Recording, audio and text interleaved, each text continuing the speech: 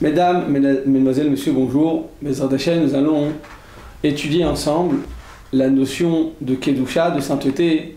Qu'est-ce qu'elle représente à notre époque? Quelle est la notion à proprement dit? Et lorsque on va essayer de traduire ça au langage parlé des êtres humains, est-ce que ce sera considéré comme étant une notion qui nous appartient, qui est proche de nous, ou bien ce sont des notions qui ont l'air très mystiques? En effet, lorsqu'on parle de sainteté, eh bien, immédiatement, on va s'imaginer l'Avdil, un couvent, un archevêque, des gens qui sont éloignés de tous, qui sont dans des déserts, qui sont recroquevillés sur eux-mêmes. La sainteté, la pureté, ce sont des notions qui sont peut-être trop élevées pour nous, ou peut-être qui ne sont plus dans notre dictionnaire de tous les jours, avec une génération dans laquelle on est toujours en train de courir derrière l'argent, derrière des plaisirs, derrière de la facilité. Et bien lorsqu'on parle de Kedusha, finalement, on pense qu'on ne parle plus d'un langage qui veut dire quelque chose de concret. Donc Bezrat Hashem, Rabotai, ce que nous allons essayer de voir ensemble, c'est justement quelle est cette notion, en quoi cela nous implique-t-il, et puis effectivement, est-ce que nous faisons partie des gens qui peuvent éventuellement devenir saints, si nous le devons, et qu'est-ce qu'Akadosh Baruch Hu attend de nous dans ce domaine bien précis. Il faut savoir que lorsque Akadosh Baruch Hu a donné cette notion d'État et de Am Israël, de peuple d'Israël, eh bien ils ont dû passer par une étape intermédiaire et qui était nécessaire à la création justement de ce peuple. Il s'agit, vous le savez bien, de Mitzrayim, de l'Égypte. Akadosh Baruch Hu, avant de créer la notion de peuple, a envoyé le Ham Israël en Égypte. Pour quelle raison? Pourquoi Dafka rentrait en Égypte? Pourquoi Dafka se trouvait dans un endroit dans lequel on a dû tellement souffrir pendant 400 ans? Comme Akadosh Baruch Hu a annoncé à Avraham Avinu, qui guerre Yezaracha Beretz Lo Lahem, ton peuple sera un peuple étranger, dans une terre qui ne leur appartient pas. Et voilà que Ve'inu Otam, ils vont souffrir. Et effectivement, eh bien, Ham Israël a souffert pendant ces 400 ans. Et en réalité, quand on fait le décompte exact au niveau chronologique, on arrive à 210 ans de travail et de servitude qui était atroce. Lorsque Akadosh Baruch Hu a laissé le Kiviyachol Ham Israël en Égypte et ils se retrouvaient seuls, ils avaient oublié Akadosh Baruch Hu, il n'y avait plus aucune différence entre les peuples et entre Ham Israël, si ce n'est Shmam, Malbusham et leur langage, donc et leur nom et leurs habits et leur langage, mais en dehors de ça, eh bien malheureusement ils ressemblaient comme ils avaient la même allure que les Égyptiens, ils se comportaient comme des Égyptiens, ils faisaient aussi Avodah Zara comme les Égyptiens, comme la Torah nous dit, lorsqu'ils sont rentrés dans la mer Rouge, eh bien les Malachim ont dit on va tuer le Ham Israël, pourquoi Hachem fait une différence entre le Ham Israël et les Égyptiens? Ma Elu Avodah Zara, Afalalu Avodah Zara. De la même manière que ce premier peuple que tu ne veux pas engloutir dans l'eau, bien tu veux les sauver, pourtant ils étaient Avodah Zara, même les Mitzrayim tu devrais les sauver parce qu'eux aussi ils sont Avodah Zara. En d'autres termes, il n'y avait plus rien qui nous séparait entre les Égyptiens et entre l'Am Israël. Et pourtant, Hachem nous envoie Be'eretz Olam dans cette situation de souffrance pour tout simplement nous apprendre quelque chose de tellement important. Lorsqu'un Kadosh Baruch Hu nous met dans une situation, très souvent on dit mais moi je veux m'en sortir, moi je comprends pas pourquoi je souffre, pourquoi c'est difficile. Et on sait très bien que chaque personne sur terre est venue avec son quota de difficultés, son quota d'épreuves, son quota de situations dans lesquelles eh bien, il n'aurait pas toujours aimé être. Et bien malgré tout, dans cette situation, tu dois rechercher Hachem. C'est ce qu'Akadosh Baruch Hu attendait de nous. Il nous dit écoute, tu vas rentrer en Égypte et là-bas, je vais me cacher. En Mitzrayim, ça vient de la chaîne Metzerim, c'est-à-dire que vous allez être étouffé, vous allez être écrasé par le poids des souffrances, mais je serai là toujours pour vous sauver. Et c'est ce qu'Akadosh Baruch Hu nous a prouvé, qu'effectivement il était là, dans une situation difficile. C'est vrai qu'actuellement, là, en Israël, en Eretz Israël, en France et dans le monde entier, eh bien, vit une situation qui est difficile. On voit tous les Umot HaOlam nous pointent du doigt en disant qu'on tue des pauvres innocents qui nous envoient des bombes. C'est vrai qu'ils nous envoient des centaines et des centaines de bombes. Et lorsqu'on vient pour se défendre, eh bien, on est considéré comme étant nous les tueurs. Et bien malheureusement, c'est ce qui se passe. Akadosh Baruch Hu veut nous dire écoutez, Rabotai, vous êtes actuellement dans une situation passagère. On fait que se préparer à la venue du Mashiach. Donc la question qui revient à Rabotai, pourquoi un Israël a-t-il besoin de passer par l'Égypte avant de rentrer en Eretz Israël, avant de recevoir la Torah, avant de devenir un peuple? avant de rentrer en Égypte, Rabotai, il faut savoir qu'Am Israël n'existait pas. Il n'y avait pas encore de notion de peuple d'Israël. Il y avait une notion d'individu. Abraham, Yitzhak, Yaakov, les 12 tribus. Et Am Israël est rentré, ils étaient 70. Quand ils sont rentrés en terre d'Égypte, ils étaient 70. Le 70e est né dans les Chomot. Il est à l'entrée de l'Égypte. Et lorsqu'on est sorti à Rabotai d'Égypte, eh bien on était 600 000 hommes de plus de 20 000, de plus de 20 ans, pardon. Et selon certains Mefarshim, nous étions 5 millions, selon d'autres 2 millions. Mais en tout cas, on est sorti en tant que peuple, on est rentré en tant qu'individu, et on est sorti en tant que peuple. La question à Rabotai, pourquoi la préparation du peuple ne va se faire que dans un pays dans lequel il y a tellement de souffrance? Eh bien la réponse est là, Rabotai.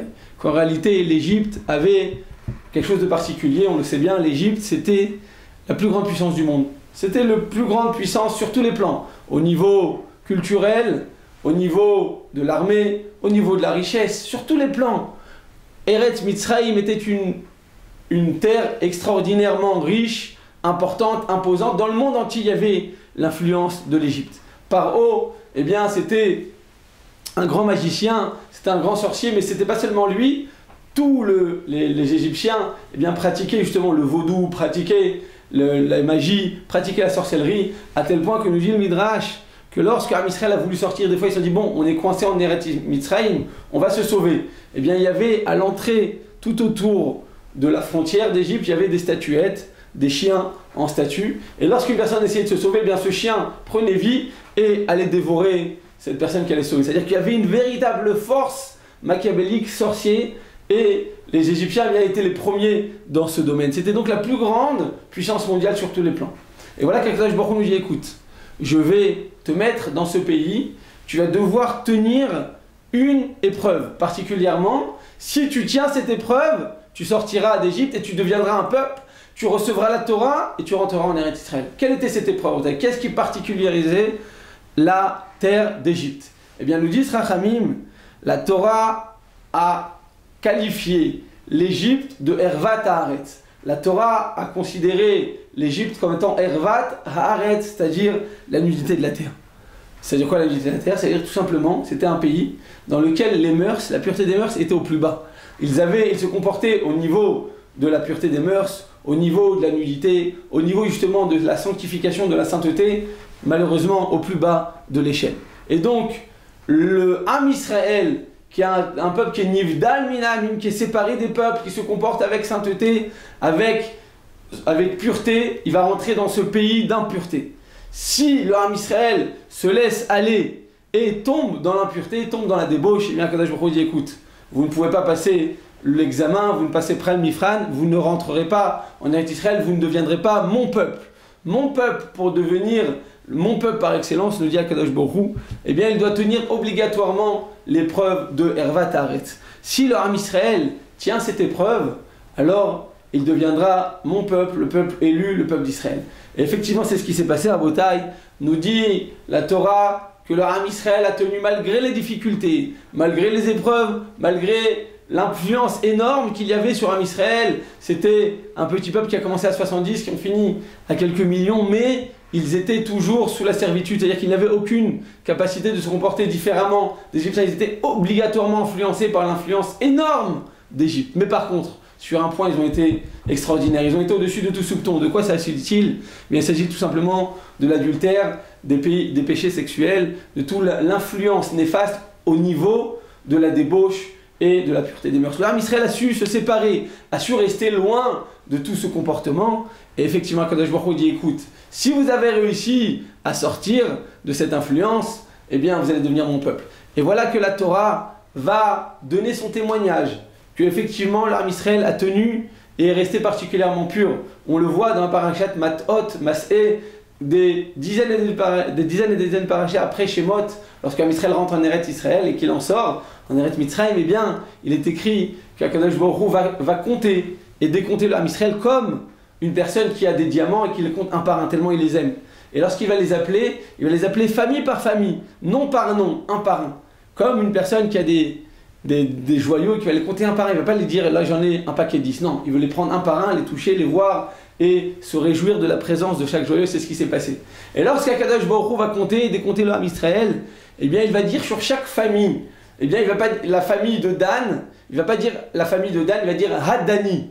Il va rajouter un He devant chaque famille et un Yud à la fin de chaque famille. La famille de Shfufam, elle va être appelée à Shfufami. Et ainsi de suite, on va rajouter sur chaque famille, Rabotai, sur chaque nom de famille, un He en début et un Yud à la fin de chaque famille. Le Ménaché, Hamenashi, et ainsi de suite.